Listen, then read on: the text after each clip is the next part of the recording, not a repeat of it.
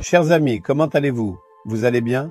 Voyez-vous une cascade derrière moi? Est-ce qu'elle ressemble à la cascade de Courtallam? Regardez comme elle est grande, c'est une merveilleuse création faite par Dieu. Celle-ci a été créée par l'homme. Nous l'avons construite artificiellement pour que l'on ressente l'ambiance d'une cascade dans notre colline de prière.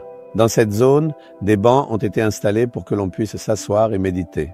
Beaucoup de personnes viennent à la colline de prière, y séjournent et prient. Le soir et tôt le matin, elles s'assoient ici pour méditer sur la parole. C'est pour cela que cet endroit a été aménagé si joliment. Alors, si vous venez ici aussi, vous pouvez admirer tout cela, vous asseoir au pied du Seigneur, méditer et vous réjouir dans sa présence. Bon, même maintenant, il y a de nombreux types de prières à adresser au Seigneur, n'est-ce pas?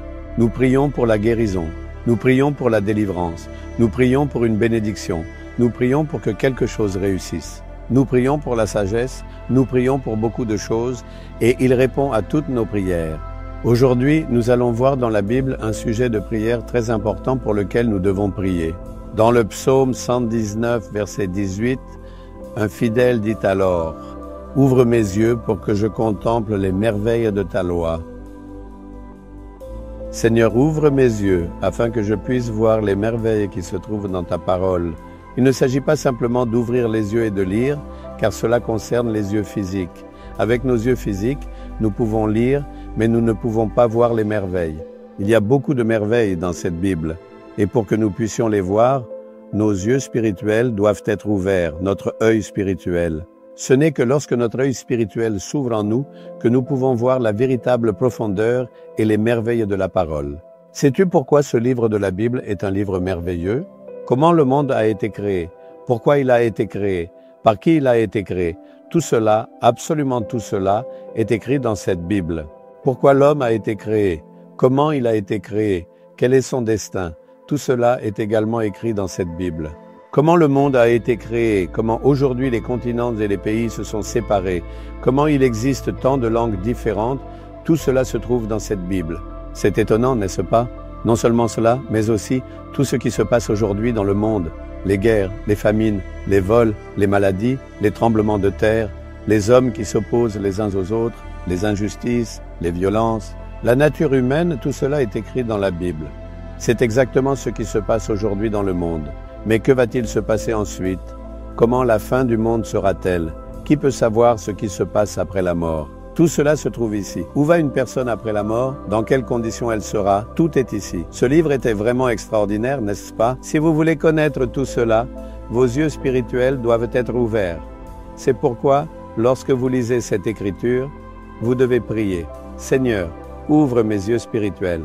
Je veux voir les merveilles qui s'y trouvent. Révèle-les-moi. Même si Dieu a utilisé différents hommes pour écrire tout cela, c'est un seul auteur qui les a inspirés, l'Esprit. C'est parce que le Seigneur a fait écrire tout cela par le Saint-Esprit que dans la plupart des cas, ce sont les paroles mêmes du Seigneur qui s'y trouvent. Les paroles prononcées par des hommes sont aussi écrites ici, ce que les rois ont dit, ce que les prophètes ont dit, ce que les gens ont dit, ce qu'ils ont planifié, ce qu'ils ont fait, tout cela se trouve dans la parole du Seigneur. C'est pourquoi rien n'est caché ou mensonger, tout est écrit de manière transparente. Mais le Seigneur vous dira exactement ce qu'il veut vous dire, en son temps. J'ai lu ce livre sacré d'innombrables fois, encore et encore, sans jamais pouvoir compter le nombre de lectures. Ce n'est pas comme si une fois terminé, on le posait en se disant qu'on a tout lu. La différence entre ce livre et les autres, c'est que un livre ordinaire, une fois lu, on le range. Peut-être, si l'envie nous prend, on le relira une fois de plus, et c'est tout. Mais la seule œuvre que l'on relit sans cesse, tout au long de sa vie, c'est ce livre sacré, la Bible. Aujourd'hui, le livre le plus lu dans le monde, c'est ce livre sacré, la Bible. C'est aussi le livre qui a été imprimé dans le plus grand nombre de langues. C'est le livre qui se vend le plus, que les gens achètent le plus.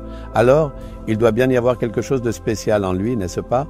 Quand vous l'achetez et commencez à le lire, si vous ne comprenez pas ce que vous lisez, priez ainsi « Seigneur, ouvre les yeux de mon esprit pour que je puisse voir ces merveilles. » Cela fait plus de 50 ans que je lis ce livre, encore et même maintenant, avant de le lire, je prie « Seigneur, parle-moi à travers ta parole. » Je veux voir les merveilles qui s'y trouvent. Révèle-moi la véritable signification. Si vous priez et lisez avec la présence du Seigneur, l'Esprit Saint vous expliquera magnifiquement. Avez-vous cette Bible chez vous? C'est le livre le plus recherché et le plus lu au monde. Comment pouvez-vous ne pas l'avoir chez vous? Achetez-en un et essayez, lisez petit à petit. Il n'est pas nécessaire de lire beaucoup d'un seul coup. Lisez un chapitre par jour, le Seigneur vous parlera de nombreuses choses à travers cela. Alors, Seigneur, moi aussi je veux voir et connaître les merveilles qui se trouvent dans ta parole. Alors, lorsque vous lisez cela, la sagesse divine viendra à vous. Heureux l'homme qui prend plaisir dans la parole du Seigneur et qui médite jour et nuit. Tout ce qu'il fait lui réussira, c'est ce que le Seigneur a dit dans le premier psaume.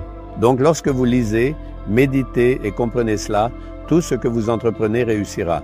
Votre entreprise prospérera, vos projets de mariage réussiront, la construction de votre maison aboutira. Les projets de vos enfants réussiront, vos œuvres de service porteront du fruit. Si vous voulez que tout réussisse, il faut prendre plaisir dans cette parole et la méditer. Si vous méditez avec l'aide du Saint-Esprit, vous verrez immédiatement les résultats. Dites maintenant, Seigneur, ouvre les yeux de mon esprit pour que je voie les merveilles de ta parole. Accorde-moi aussi, s'il te plaît, la grâce de méditer ta parole jour et nuit. Au nom de Jésus-Christ, Amen, Amen, Amen.